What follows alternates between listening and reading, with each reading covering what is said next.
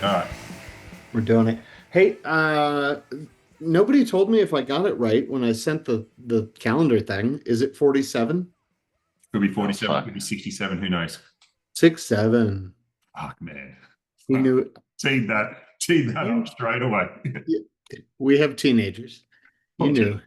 You knew what was Yeah. happening. Nice slow ball straight over the plate. Perfect. So It it's is. episode 47. We have genuinely people think that we make this up. The whole like I've had a bunch of people ask, you guys probably have, about do you really just make shit like make up a topic? And I had somebody ask about like preparing. I'm like, dude, we don't, it's not a joke. We don't there is zero fucking preparing at all. You just say show up at this time We and just show up. So here we are. first punk improv group. Yeah. I don't think we're the first. I mean, That's probably true. behind me is Dead Kennedys, and Oh, nice. I mean, as great as the Dead Kennedys are, I think they just did their fair bit of just making shit up too. Yeah. Yeah, that's fair. That's very fair. What's been going on, Ben? It's run up to Christmas when we're recording, but run up to New Year's when this will be out. Comes out. I'll have been home for a little while, which is awesome. Mm, I'll take it. yeah. Yeah. You doing anything fun for the holidays? You know what's fun? Going nowhere. We're not doing anything. Nobody's here. We're not going anywhere. Man, like a couple months ago, we were really hoping it's just we're gonna go ape shit snowboarding, me and the boy, but there's no snow. So maybe I don't know, get mountain bikes back out or something. It's Yeah. not quite Australian temperature here. We're just trying to catch up with Australia and have barbecues on It's Christmas 70 and shit degrees like that. Fahrenheit here in on Christmas, essentially, or near Christmas. 70 degrees Fahrenheit is not good. I don't know if it's global, but it's definitely Colorado warming, and I don't like messing with my extracurriculars, boys. Uh, What are you doing? uh, I got Bad Religion behind me because Yeah, you do. like Dr. Proven over there, they have a Christmas record as well. Look at Graffin though too. His hair's all brown in that. Yeah. So this is an old photo. Yeah. They're old in that picture. Yeah, and they're so much older. And they've gotten older. But when we were doing Fun Without Dave, they were for Punk in the Park. I don't know, man. That was the band. Yeah, they brought it. I think The they sound actually worked. Yeah. They fucking crushed it. I mean, that and Dwarves, obviously. Yeah. But Oh God. I think they look after like Brett Gerrich is Fat Mike, they live different lives. Yeah, they are not the same. I think that. Yeah, I think that's. But yeah, nothing much going on. Just kind of winding down for the holidays. Gonna do like you, hopefully a lot of fuck all and Ron's at his mom's house right now, which is weird because Dave and I haven't seen him yet. But yeah. Well, Yes. I'm trying to recover because I've been spending so much time at your mom's house. I said, Yeah. we passed each other. We passed each other in the hall. It's all right. Yeah. Hey Dave, grab me a beer. Bit of a high five. But I think it'd be so no site visits this week out to Tulsa. Ron, not going to catch the Spurs Thunder Christmas Day game. No, sir. I have no plans to do that. Yeah. What about you? Are you going to be out here Christmasing it up? No, it's so I just grabbed the album of the album cover from the Bad Religion Christmas album, which is cool. Kind of wonder what that kid's doing these days. It's kind of like, have you seen the interviews of the baby on the Nirvana Nevermind album? Like, oh yeah, what's he doing? Trying to get his money. He's trying to get his money. I need to get paid. Yeah, exactly. Give me my motherfucking movie check. I showed my wang on one of the most popular records ever. Better give me a check. Yeah. My little baby what one. the fuck is the internet? Um, That's what Dave says right now anyway. The fuck is the internet? but no, just no plans. Yeah, most things are up in the air for Jan, Feb. One way or another, I'm stateside. I just don't know who and where yet. But yeah, nothing. Do you want me to give you a client list and just you could just throw a dart and just pick a few? No, it's all right. It's all right. One way or another, I'm going to be there. Like, let's make it happen. I'll help. No, but no, nothing, not much on a bit of holidays. Out of town. Doing the mountain biking. No snow, so all good. Dave's on an e-bike. I feel like I should just point out, and I Like want right now? Well, Could be. no. I could be. I wouldn't be sweating anyway. So how would Yeah, we know? yeah. I do want to give you a bunch of shit, Dave, but I got to tell you, man, the last time I was on the bike pedaling like a normal person, I was like, this is This is this stupid. is for fucking chumps. It's Yeah. like when Homer sees the dude in the wheelchair and he's like, "Here's me using my legs like an idiot." Yeah, exactly. It just goes over and over in my head when I'm riding my e-bike and I see someone else like just riding a analog bike and I'm like, using your legs like An analog bike. Yeah. analog bike. Ooh, Dipshit. can't hide money. That's a shout out to my buddy Chris, who says that all the time too. Yeah. Can't hide money. Not to me, he doesn't say that because I think that it, if it's not there to hide, then that's Yeah, exactly. It's easy to hide when it doesn't exist. this fucking guy. What are we talking about, boys? Other than Christmas and e-bikes and what we've been up to. I came up with the last one, so I feel like I get a pass this All time. right. I'm going to throw something at you. I'll throw something out there and you just tell me It's exactly how Dave got arrested once. Just throwing it out there. what you can't go take your pants off in TSA. Well, you can. It's just And once. Yeah, once you can once. I sort of feel like TSA would be more worried about my social media accounts than whether I was wearing pants. Yeah. Or your podcast. You heard that right, didn't you? Like No. for us travelers coming into America, got to disclose 5 years of social media and 10 years of all email addresses. Yeah. There's Dave furiously deleting all of them. tweets. I think is that why Holnuggle doesn't want to come to the States right now? Well, maybe. Yeah. But, Damn it, Eric, what have you been doing, buddy? speaking of social media, Ron, like I'm not very political on social media, but I reckon if you left the country, you wouldn't be allowed back in. 1000%. Ron's gonna be deported forcefully anyway. I do have dual citizenship now, so they'll find a reason. Yes. Hence the real reason for the move to Bakersfield is just because the National Guard are rolling into LA. Yeah, I'm just trying to stay one step ahead. Yeah. They'll never think to look for him in Bakersfield. So Yeah. topic wise, risk competence, right? So the question is, have we made our workplaces too safe?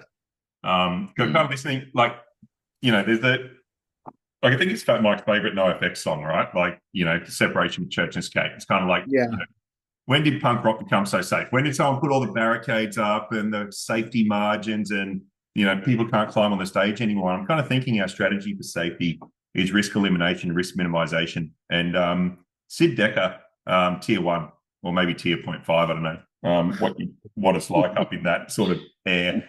But he kind of said, like, don't tell using when you're that good. He kind of said, like, don't lie to your people and tell them you're kind of leading them to safety. Like, you're leading them into danger kind of every day. And surely you want them to be competent to do that. So I just kind of thinking, because I got my son, he's like, I thought it was a cool idea. Got my son like a... Jake's like, I don't think this is a cool idea. Yeah, do it. Well, he's like 13. So I thought, what does he need for Christmas as a 13-year-old? I got to get this guy like a kick-ass pocket knife, right? Like, just start playing with knives. Yeah. Like, start playing with knives. Yeah. Start cutting it shit or whatever. And then it's like, yeah, but you kind of got to be prepared for, okay, there might be a one trip to emergency for a few stitches, but he's only going to make that mistake once. So I kind of wonder if, like, are we making people less competent to deal with the risk they face every day by not exposing them to kind of risk at all? Yes. And so should it be more Yeah. about? Yeah. So I guess Podcast that's a over. question. Yeah. Like, should we just leave like random hazards around the workplace just so that people have to, like, Just to keep you on your toes. It's like a haunted house. Like shit just jumps out every once in a while, just to keep you thinking. and maybe a real story, and I've probably shared on the pod before, but I was talking to a supervisor and like, the electrical distribution industry, they've done so much work to remove live electrical work that now in this country, at least, they're sort of saying like, we only do like 10% of the live electrical work we used to do. And now all the operations managers are super scared that their teams just don't have the competence to deal with that risk. So, the times that I have to do it, might have only worked live like once in the last 6 months to maintain my competency, but they're shit scared now, doing that work because we just don't do it very often.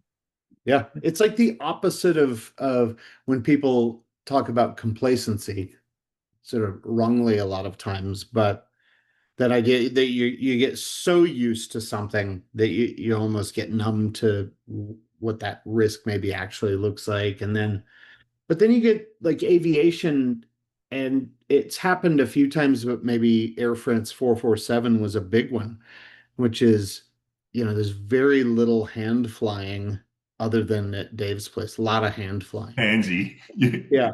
I heard you're a bit But handsy. people start losing the sort of manual stick and rudder skills of flying an airplane. Manual stick skills.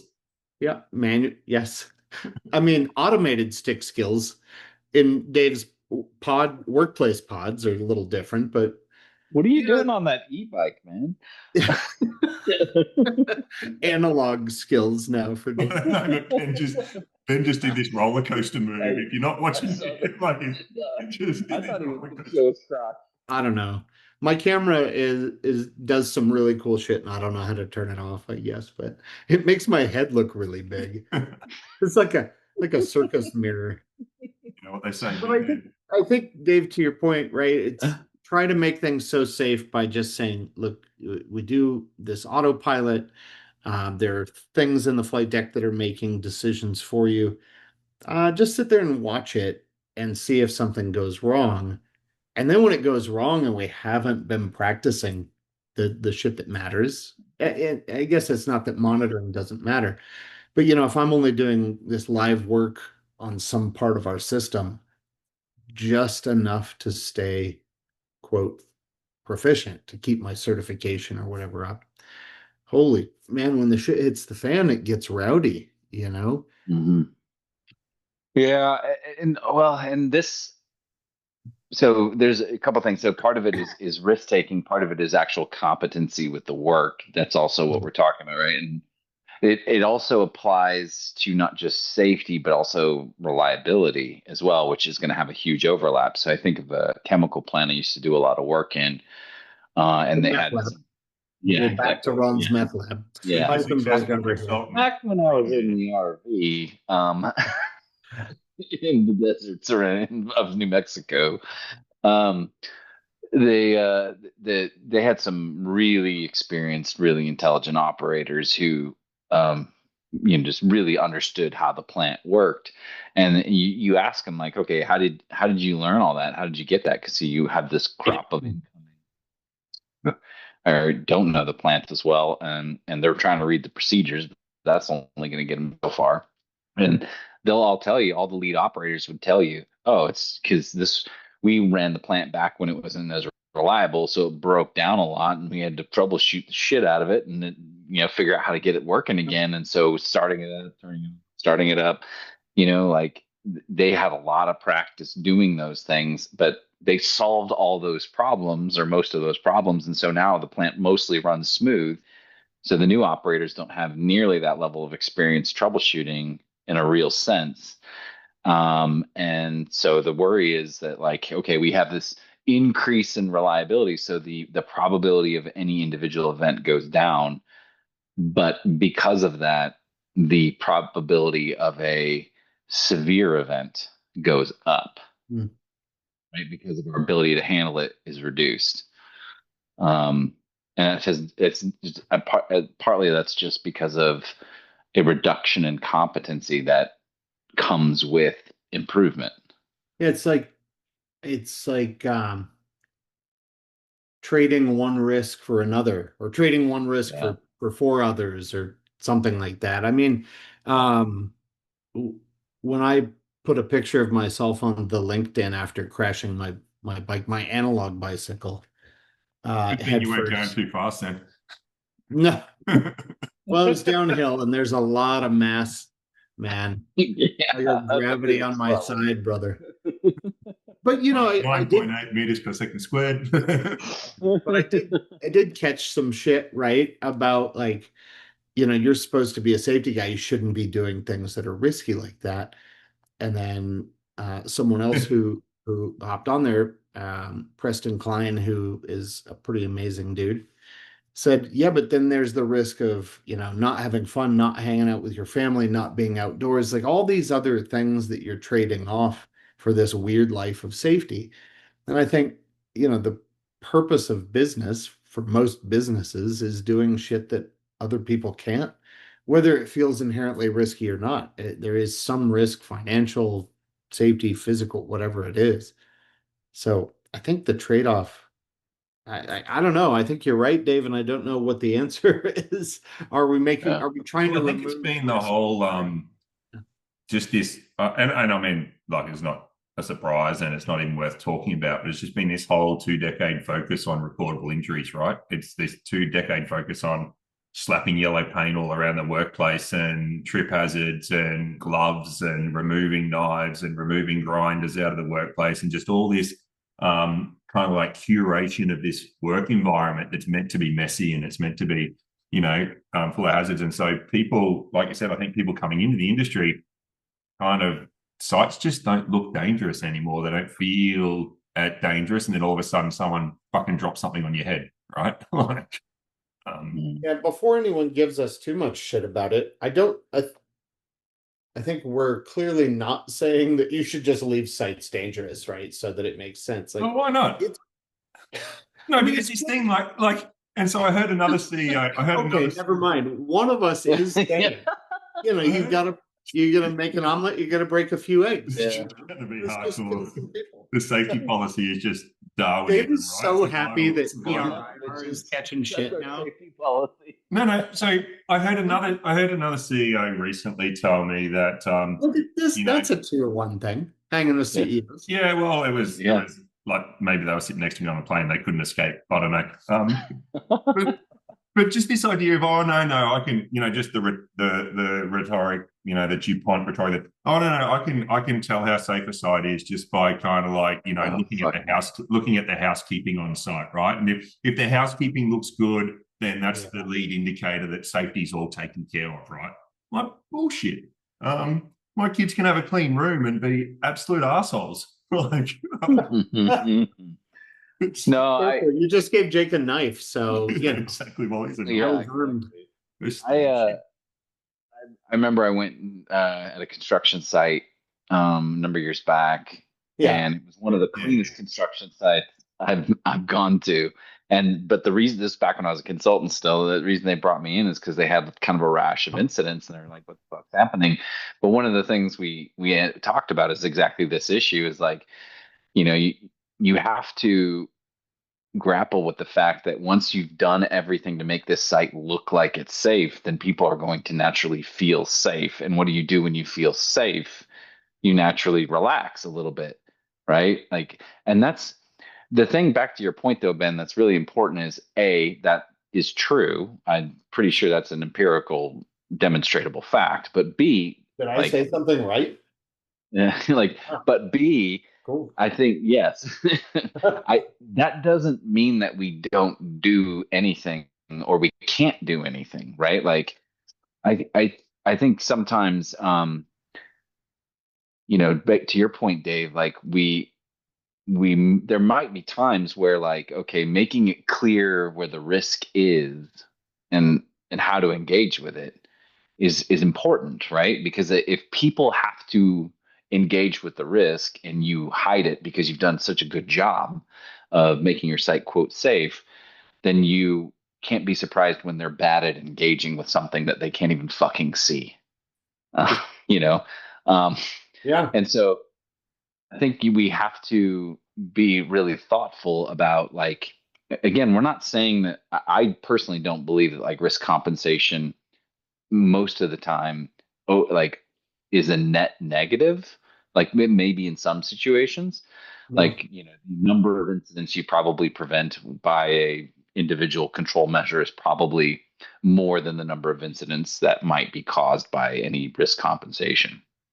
But that doesn't mean that you didn't inadvertently create the conditions for new incidents, and that you should keep that in mind. And like, okay, what can we do with that? Like, let's look at that, because I think sometimes people just wash their hands and say, well, that's the workers' problem to solve. And like, that's no, like, we made that. We created that.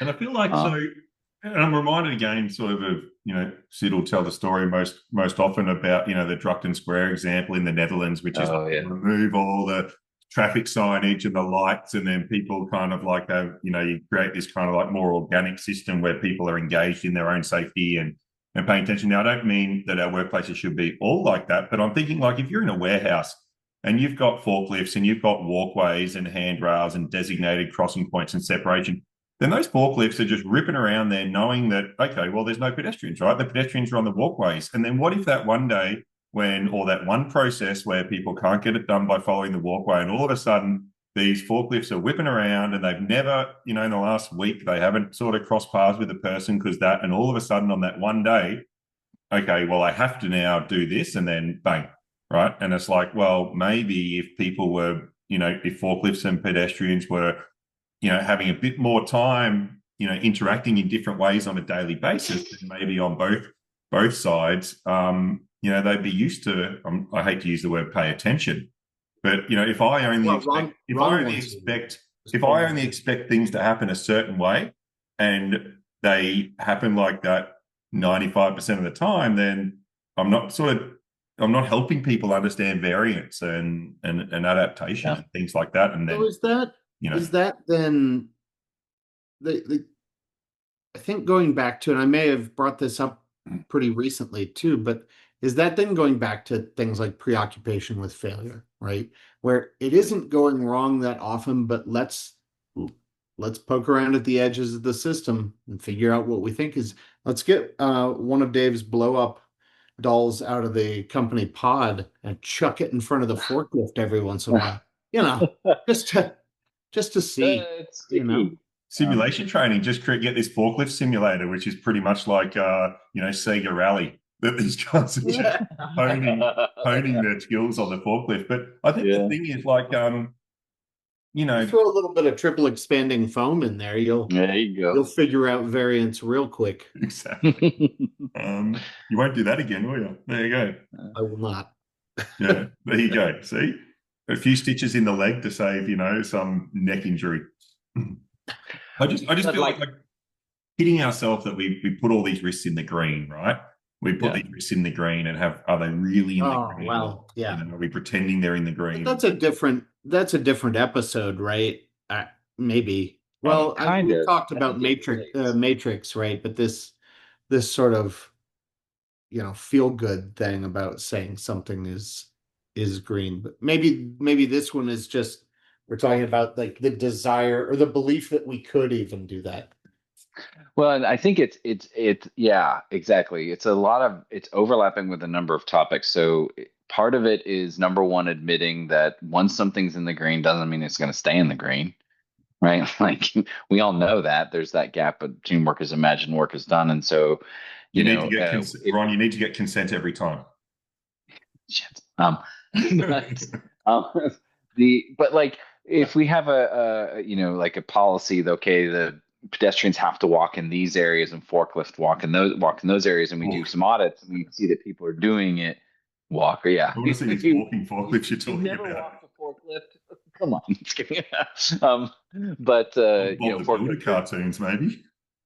like, but like, if we do some audits and we see that they, yeah, they're all in the green, it's working. We have to admit that that's not always going to be the case. If there's some reason for someone to walk that way, eventually they're going to walk that way, and they're going to have a conflict. Just And like then Run DMC. I'll walk what? that way. Oh, exactly. But then I'm here to help, boys. and this is where what risk compensation really is, right? When we've told people it's green, you've changed the risk, right? Like, you know, you assessed it as the risk level is X. People are naturally going to respond to that. Knowing it's X, therefore I can act more risky, less risky based upon that information. And so in that situation, if it's green. So I don't ever, as a forklift driver, I don't have to worry about people in my walking space. So that's not a skill I need to learn about, just like I don't need to learn about fucking zombies in my workplace because it's not You something fuck that's going to zombies. happen. About Yeah, zombies well, or fucking zombies? They're like well, fucking like either. descriptive, like or It's all is that a about verb or is that a planning, verb or an guys. adjective? Am Yeah. I the only safety person on this fucking call right now? It's about contingency planning. Safety's Zombie about fucking verbs. or fucking zombies? Fucking I zombie. mean, either. Yeah, no, Do you fair. have do you and your clients have set procedures for either contingency? No, thank you. Rest my case. So I Next think there's topic. a Dave, you talk to a lot of CEOs. CEO to I CEO. could see this conversation maybe being a tough one to have. I think that in Yeah. their head, a CEO knows that we can't get rid of all risk. I think they intuitively understand that. I think they're well trained enough to not say that part out loud. And I Mm-hmm. think that would be a tough. I don't know. I see it just being a Yeah. tough meeting with But the I think there's leadership I team. mean, going back to kind of like, you're leading your people into danger every day. Yeah, sort of Decker's point. I think that,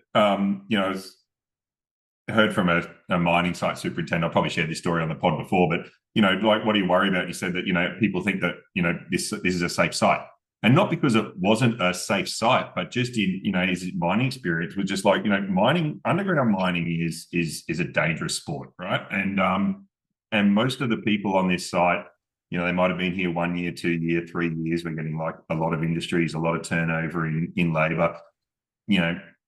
Lots of discussion about safety, lots of paperwork, lots of yellow paint, lots of rules, not many incidents. None of them have seen a major incident in their careers. And it's like, well, it's safe. What I'm doing is safe.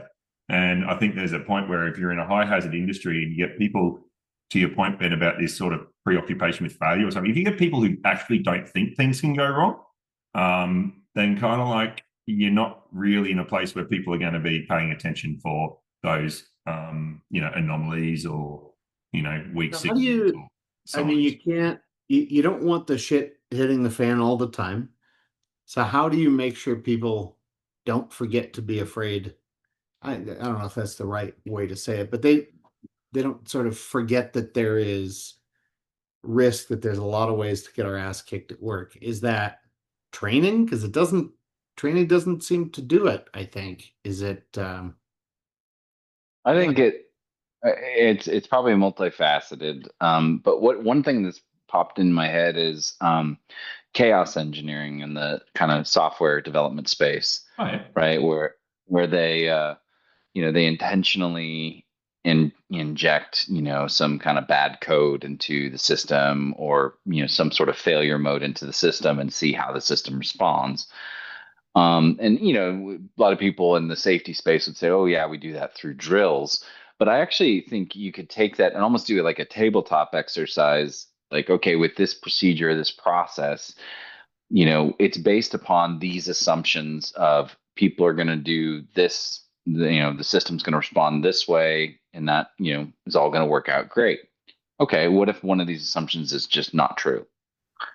What's going to happen? And how are people going to respond? How are they going to, you tabletop that and you start to see some of that variability, and like, okay, how might people adapt? You can even do this in a learning team, bring a work crew together and kind of Right. tabletop Get some this. And post-it notes and stuff. Do some Yeah. clustering. exactly, and you Yeah. and you start to see maybe like, okay, this is something we're not prepared for, or this is something our system actually has some capacity for. Doing that occasionally might be one way to actually make this operate. Because I think it can be really theoretical, really abstract, but if you really start to like, okay, let's just see how would our system respond if some of our assumptions are wrong. Yeah, I think there's a good little sort of segue from our sort of anticipation episode last one, and we talked about failure of imagination. And I think if people aren't seeing stuff every day, then the question has to become is will they see it when they kind of need to see it? And I think that idea of even talk through stuff like getting people to talk about like what's the most fucked up way that this could go bad, or like what's a real bad and getting and it'd be really fascinating if someone goes, well, if this happened, then this would happen, and this and this and this. And if you look around other operators going, oh fuck, I didn't even know that could happen. Yeah. Like then you start to get it's like, oh, okay, well, to your point about the chemical plant, Ron, what's the fundamental understanding of the work what's the fundamental kind of like experience with the work? And I think this is something that if we're not giving people experiences where they have to, fuck around and find out and like if today that's our new safety policy though. If today fuck around and find out. Yes. Actually days since finding out. It's like when it really matters, is it and I think that's the point. Like if you don't, it's like resilient. They talk, resilience, if we think about ecological systems, like, you need to strain and stress these systems so that they can adapt and become stronger. So I guess if you're not training that, obviously aviation tries to do it with sims and things like that, but I think other industries need to think about how are we training that muscle, and it can't all be yellow paint and procedures. Well, to your point as well, I think back on that chemical plant, there were so many times we had conversations like between the engineers and the operators where we'd have a similar type conversation as what we're talking about. Maybe like, okay, well, what if that system failed? And the engineers were like, well, that can't happen because of X, Y, and Z. The operator would be like, oh, no, that's happened before. Yeah. That gauge is fucking dodgy as. Yeah. That overfill gauge. And they have the engineers going, no, it can't happen. It's happened. Relief valve or a sensor or something. Exactly. They'll find stuff, but like even I think of BP Texas City, like as an example of what we're talking about, a real world case where, they overflowed that tower, and partly because they didn't think it was possible to overflow. I think it's a column. A column, yeah, whatever. Fuck you. You're a fucking column.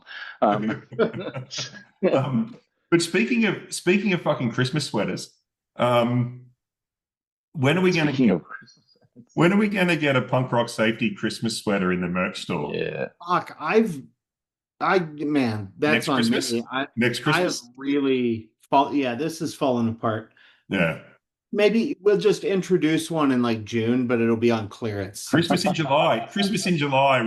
A punk rock safety Christmas sweater. Yes. I'm here for that. Perfect. I'm here for that. Gee, that'd be cold in Australia in July. I'm just imagining the quality that's going to come out of that Bangladesh sweatshop, for the Christmas sweater. Yeah. And I want to point out, Dave said sweater instead of jumper, which I think is progress. Isn't it? Yeah, but I think you're doing your best to appeal to global listeners here, man. Yeah.